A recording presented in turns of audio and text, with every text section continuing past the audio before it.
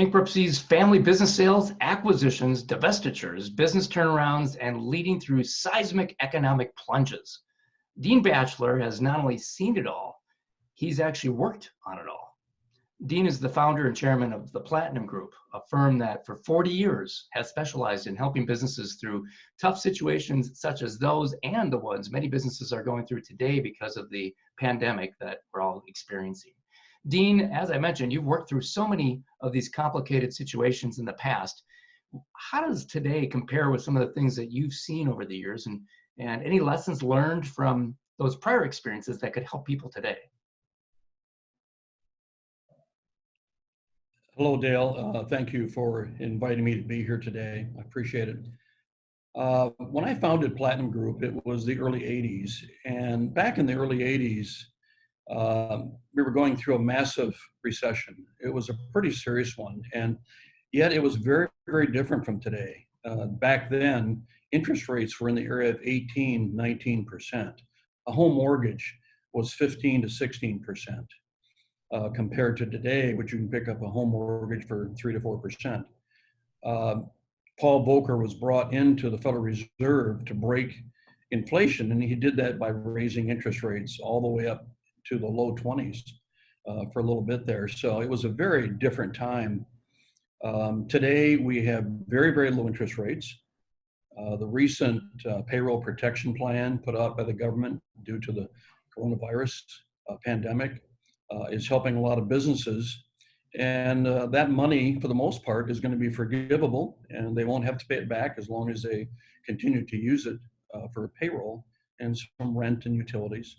But if they don't use it for those purposes, the money put out is at 1% or less.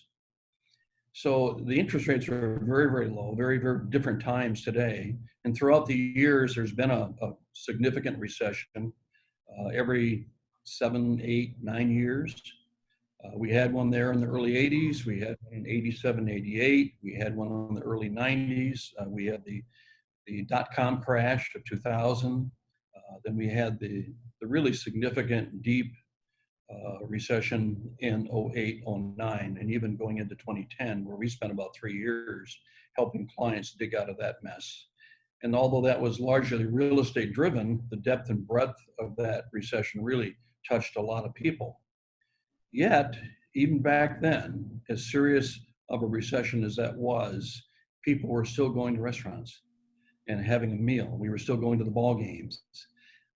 We were able to get out, interact with people, travel, do what we normally do, except that there was a financial contraction, and a pretty serious one.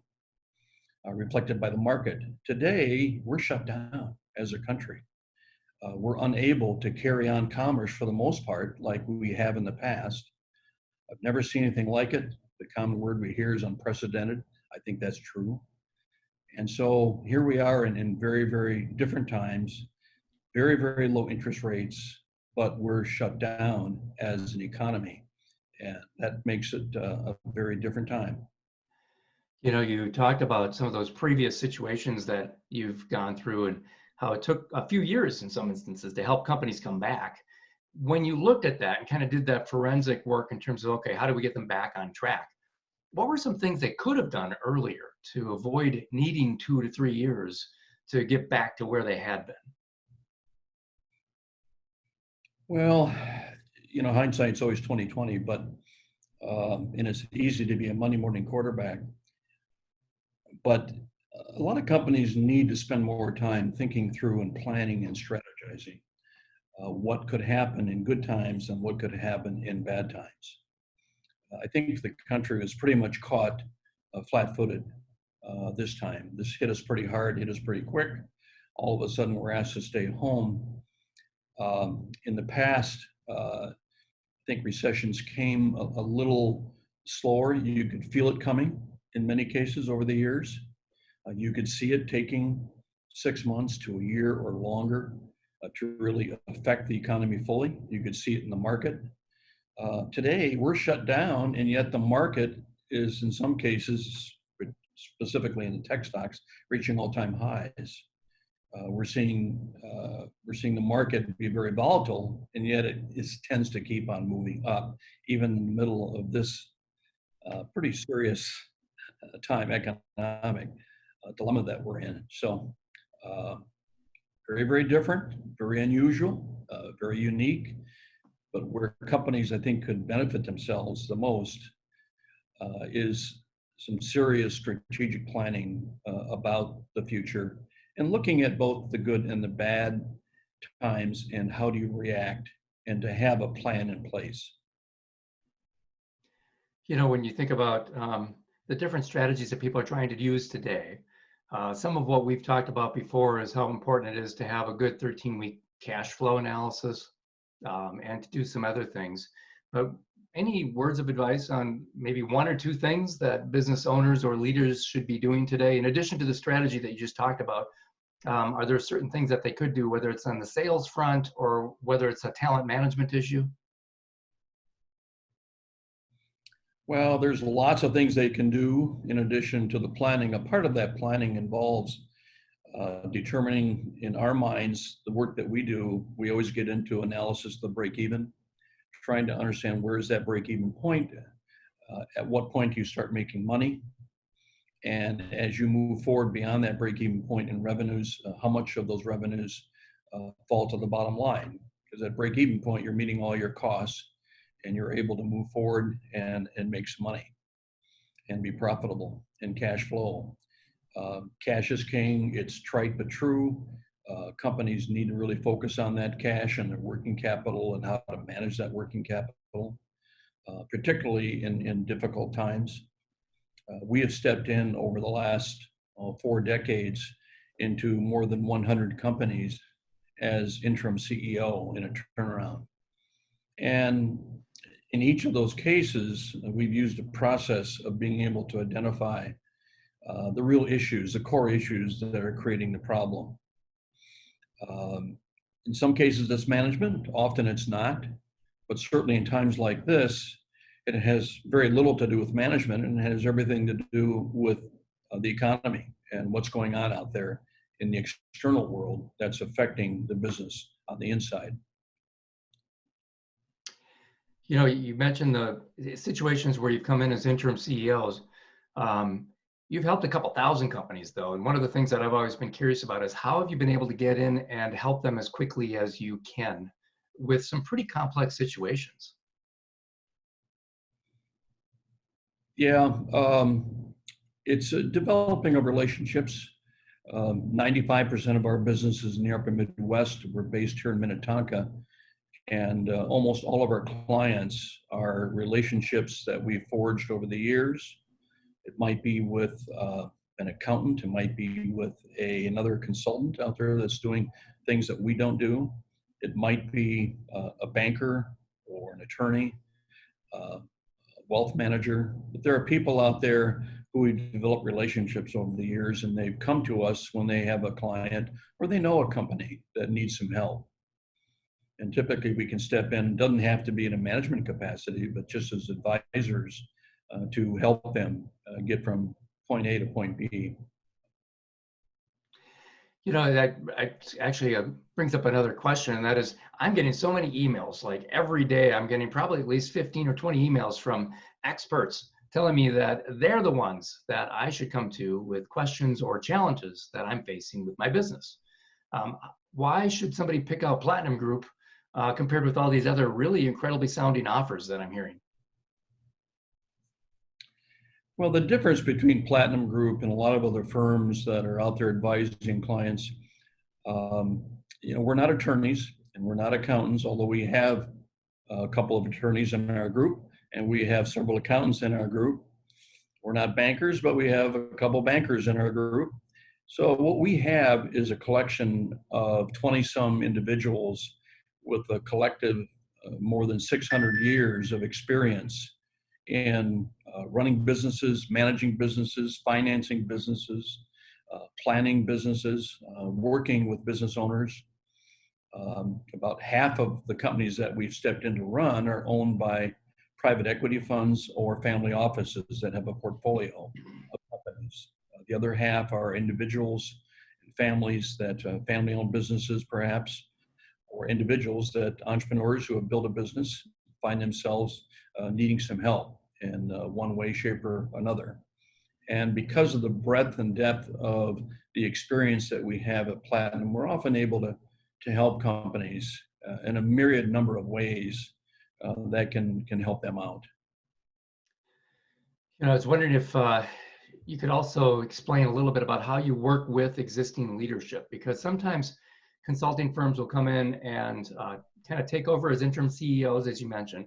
Other times they come in and work with the existing leadership team, and oftentimes you're brought in by the bank or by the owner, and you need to work with the leadership team. So how does Platinum Group come in and work with that leadership team in such a way so they don't feel like you're stepping on their toes, and you also leave that company in a better position than it was before you got involved?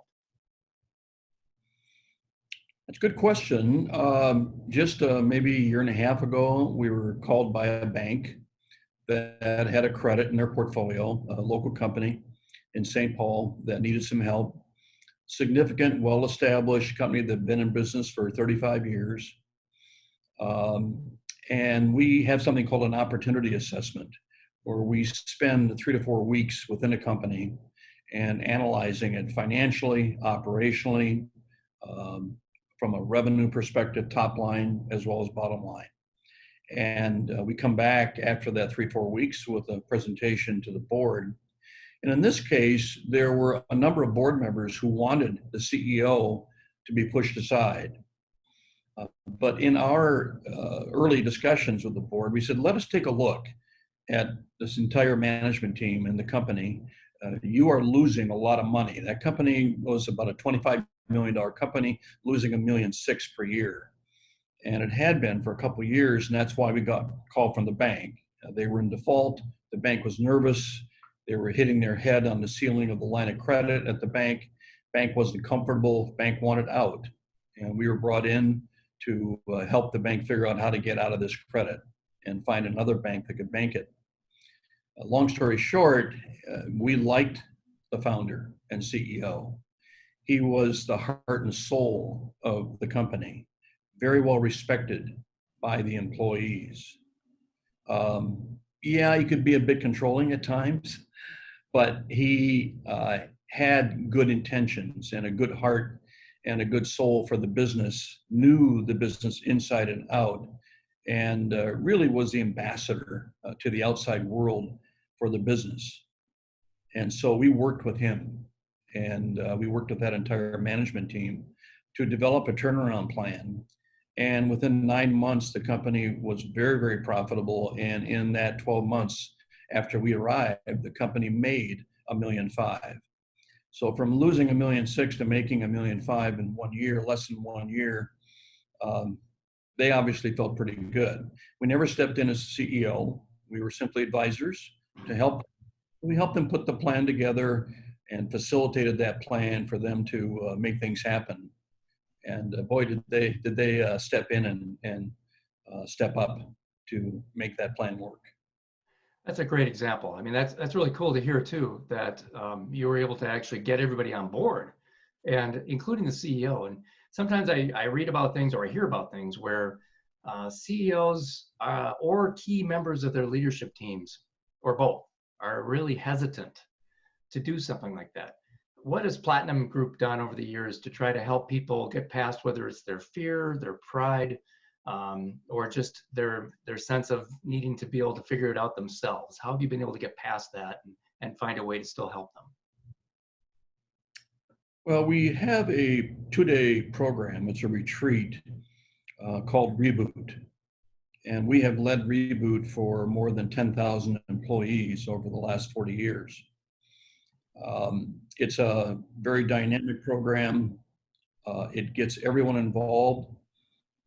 In the case that I talked about just now, the St. Paul company, we had 50 people that got together for 2 days in a retreat. And we closed the doors and went to work. It was their plan. They came up with the ideas. But we facilitated a process by which they could create the goals that they wanted to achieve so that they could develop an action plan regarding each of these goals, They could establish teams on which to work on these goals and make things happen. And then we provided the follow-up over the next 6 months to a year to ensure that the goals they were working on were making progress. So Reboot has been a very successful program for us. The name speaks for itself. There's a lot of companies out there that need rebooting, if you will. And this is a nice 2-day retreat that facilitates that and encourages that. Great. We have a couple last questions here. One is, we talked about kind of what you learned from the past that can help today and where people are at today. What should they be doing? What should they do next? What should they be thinking of next? How should they be able to think about 6 months and 12 months from now beyond strategic planning? Are there things they should be doing from a sales perspective or anything else to think about next? Well, I think it depends on the company. Every company is different. Right now, as we speak, in May of 2020, we're working with clients on strategic planning. We're working with clients that in that planning process, their real focus needs to be revenue generation. We have one company, a bakery here in town, that was delivering to all the restaurants in town, more than 1,000 restaurants, their baked goods. And those restaurants are closed. So about 60% of the volume of that company dropped off immediately when the restaurants were closed about 6-8 weeks ago. And all of a sudden they're having a tough time. Fortunately, at the same time, the grocery market for them expanded and grew because everyone's going to the grocery store to get food to cook inside versus going to the restaurants and eating out. And so the orders from the grocery stores increased while the restaurants, many of them closed down. Some of them still had some pickup, delivery service that they were ordering product, but it was a lower, the orders weren't the size that they were before. So it depends on the company. That company needs to focus today on revenue generation. It's got a good operation, it's got a good equipment, good facility, team knows how to make the products, high quality products. For them, it's all about revenues. We've got another company that is a client that we're working with, and it's all about operations. They've got a lot of operational deficiencies. They can become much more profitable. They have hardly been touched by the coronavirus. The pandemic has not, their industry continues on, but operationally they need help. And so we're in there helping them with their cycle times and reducing inventory and making them more efficient on the operating floor of a manufacturing plant. So it depends on what's going on with the company and the time. We never know until we get in and take a look, see if we can help. Yeah, these are such strange times. I know you and I talked the other day. I gave you a call and you mentioned the novelty of using a phone. And, I thought that was a good point about how using the phone nowadays is kind of an interesting tactic that I hadn't really thought about as much before. Yeah, the bakery that I mentioned, the sales guy has decided that since everyone is hunkered down and many of their clients are working out of their homes, they're picking up the phone. Where 2 months ago, they were communicating by email, he's finding it much more effective simply to pick up the phone and make a phone call and talk to people and set up appointments via Zoom, perhaps, or Skype, or some other virtual approach rather than stopping by in person. But he's finding that approach to work pretty effectively. Yeah, a lot of us have a lot of time on our hands right now, so we're probably sitting by the phone. Dean, is there anything else that you'd like to share before we say goodbye? Well, I would strongly advise companies not to wait until it's too late. Often we get a phone call from companies when the bank's foreclosing. If we could have been there 6 months earlier, we could have prevented that. We could have helped them through that process. We can help them in the late hour. But as I like to tell clients and others, I'm an early riser. I grew up on a farm. I'm used to waking up early in the morning, but I go to sleep at 10 o'clock. I don't stay up till midnight. So don't call me at midnight in terms of your timing. don't call in the life of your company when you're in the last hours of trying to catch some breath in that company. Give us a call before the late hours so that you can maybe deal with some of these issues more effectively and more efficiently. Of course, you still do take those calls at about 5 to midnight, don't you? We do. We do. We've had more than our fair share of them being in this business. Yep. Well, sounds good. Dean, thank you for sharing some of your experiences with us today and some of your perspectives. Thank you, Dale. Been a pleasure. And for all of our viewers out there, thank you for tuning in. And if you're listening, thank you for listening. If you'd like to find out more about Dean or about Platinum Group, you can give them a call at 952-829-5700, or you can visit the website at theplatinumgrp.com. And with that, thanks again for joining us today, and have a great rest of your day.